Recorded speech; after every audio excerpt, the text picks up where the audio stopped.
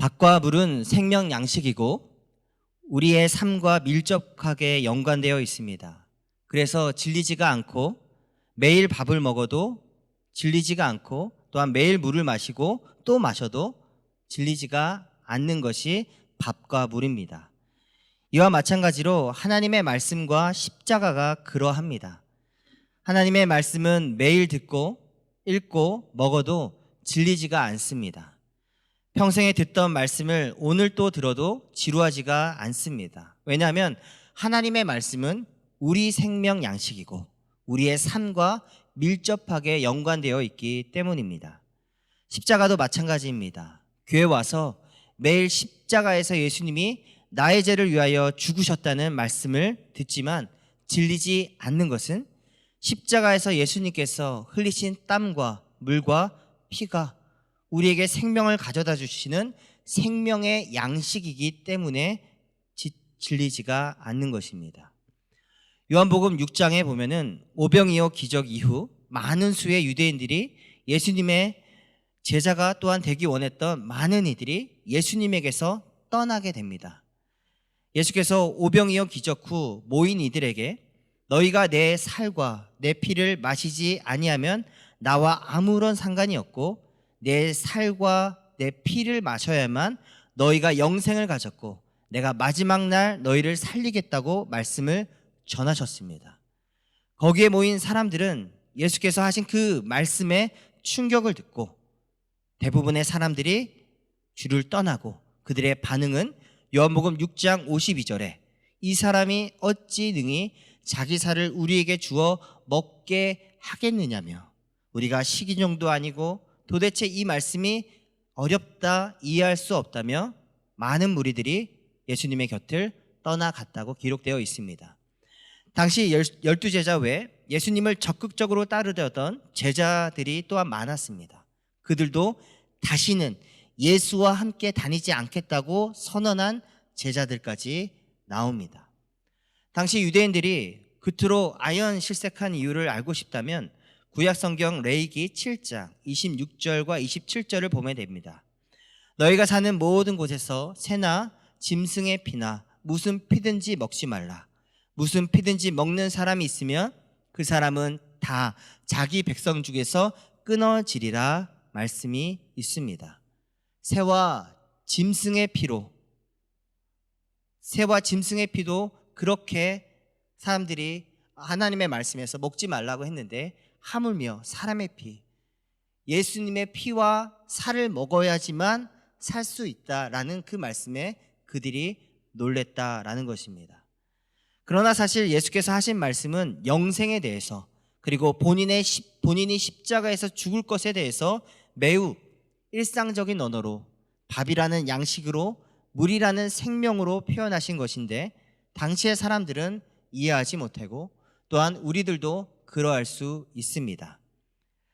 또한 예수님도 어떻게 보면은 굉장히 논란의 여지가 많을 수밖에 없는 방식으로 나의 피를 마시고 나의 살을 먹어야 한다고 말씀하심을 통해서 수많은 사람들이 떠나가고 예수님의 제자가 되기 원했던 사람들도 예수님과 다시는 함께 있지 않겠다 하고 선언하고 예수님에게서 완전히 이탈하게 되었습니다.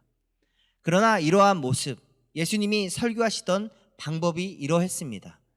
예수님은 멋진 설교, 또한 이목을 끄는 화려한 말과 언변을 통해서 사람들의 이목을 끌고 본인을 따르는 사람들이 많아지기를 바랬던 분이 절대 아닙니다.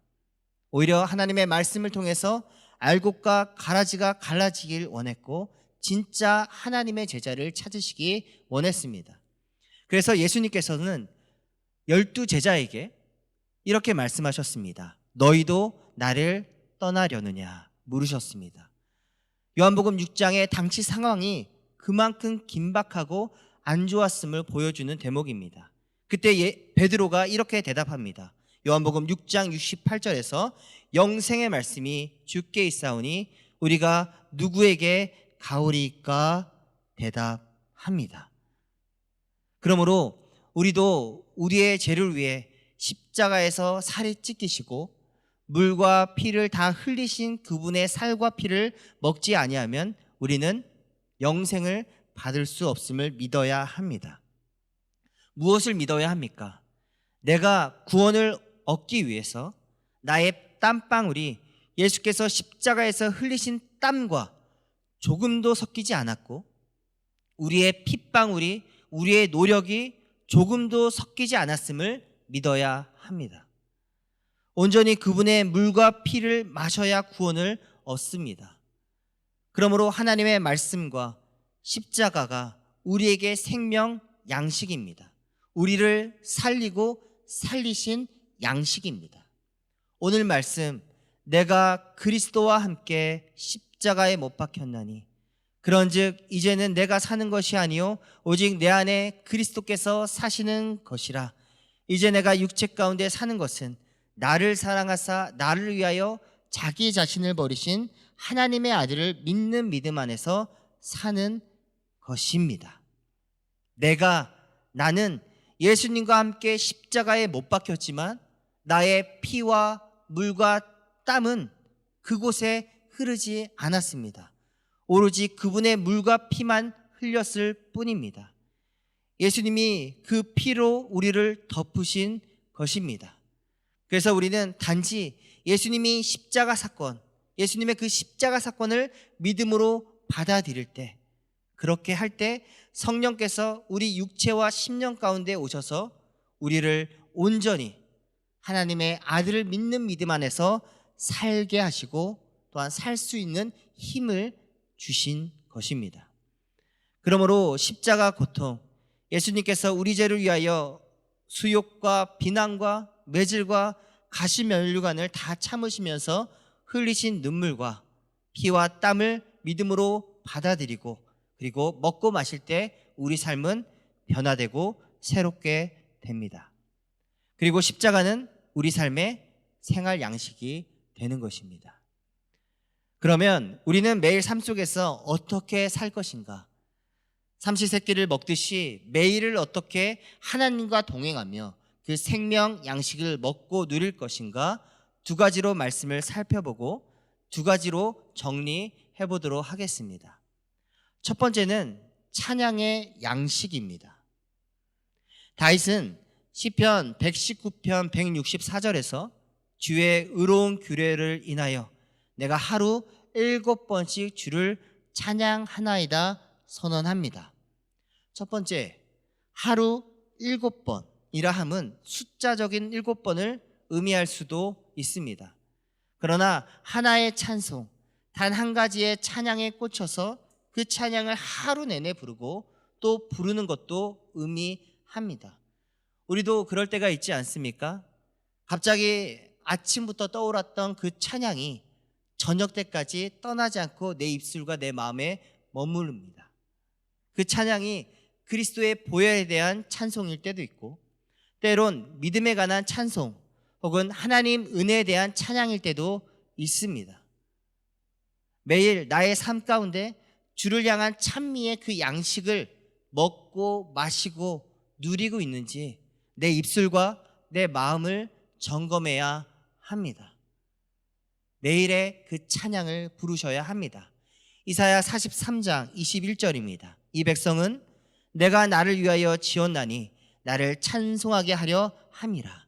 이것이 바로 우리의 존재 목적임을 잊지 마시기 바랍니다. 두 번째, 말씀 그 자체의 양식입니다. 첫 번째는 찬양의 양식이라고 말씀드렸고, 두 번째는 말씀의 양식입니다. 요한계시록 12장 11절에 보면은 우리 형제들이 어린 양의 피와 자기들이 증언하는 말씀으로써 그를, 여기서 그는 악한 자를 의미하는데 그를 이겼다 말씀합니다. 무엇으로 이겼다고 말씀합니까? 어린 양의 피와 하나님의 말씀으로써 이겼다고 말씀합니다. 우리가 매일의 삶 속에서 성경을 읽는 것이 매우 중요합니다.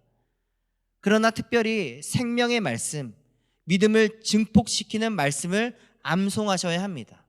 왜냐하면 그 어린 양의 피와 그 말씀으로써 악한 자를 이겼다고 분명히 말씀하시기 때문입니다.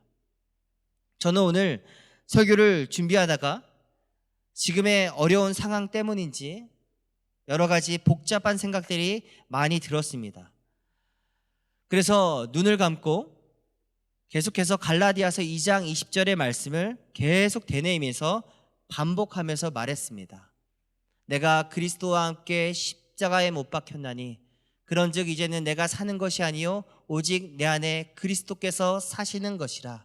이제 내가 육체 가운데 사는 것은 나를 사랑하사 나를 위하여 자기 자신을 버리신 하나님의 아들을 믿는 믿음 안에서 사는 것이라. 계속 반복했습니다. 다 반복하고 나니 한 30분 정도 그렇게 흘렀습니다. 그래서 계산을 한번 해봤습니다. 갈라디아서 2장 20절 말씀을 한번 암송해서 반복할 때 15초가 걸렸습니다. 그러면 1분이면 4번을 반복한 것이고 10분이면 40번, 20분이면 80번, 30분이면 120번을 반복한 것입니다. 그리고 그렇게 계속 반복을 하면서 경험한 것은 참 신비롭고 좋았고 맛있었다라는 표현이 맞는 것 같습니다. 하나님의 말씀을 계속 반복하다가 어떨 때는 나를 사랑하사 나를 위하여 라는 대목에서 가슴이 뜨거워졌습니다.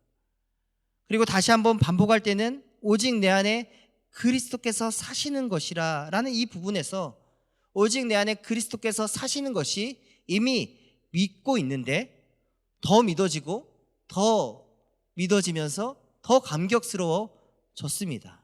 그리고 자기 자신을 버리신 하나님의 아들이라는 말씀에서는 갑자기 울컥하며 기도가 나오고 찬양이 나오면서 그렇게 30분이 흐르고 30분 후에는 개인적으로 찬양하고 기도하고 묵상하는 시간을 가졌습니다. 성경은 하나님의 감동으로 쓰여진 그리고 그리스도 예수의 물과 피와 땀으로 쓰여진 말씀입니다. 우리가 이 말씀을 읽고 또 읽으며 먹고 또 먹으며 곱씹을 때 그 믿음의 맛을 경험하게 될 것이라 믿습니다. 시편 34편 8절 너희는 여호와의 선하심을 맛보아 알지어다. 그에게 피하는 자는 복이 있도다 말씀합니다. 우리가 하나님의 말씀의 맛을 맛보아야 합니다. 그 말씀 아래로 우리가 피해야 합니다. 우리 하나님 여호와는 선하심으로 하나님의 말씀 아래 피할 수 있도록 우리를 초청하셨습니다. 그 말씀의 맛을 맛보고 누리시기를 주님의 이름으로 부탁드립니다. 지금 온라인으로 이 예배를 보고 계시다면, 드리고 계시다면 우리 함께 잠시 눈을 감으시고 저와 함께 갈라디아서 2장 20절의 말씀을 한번 같이 암송해 보도록 하겠습니다. 눈을 감고 시작.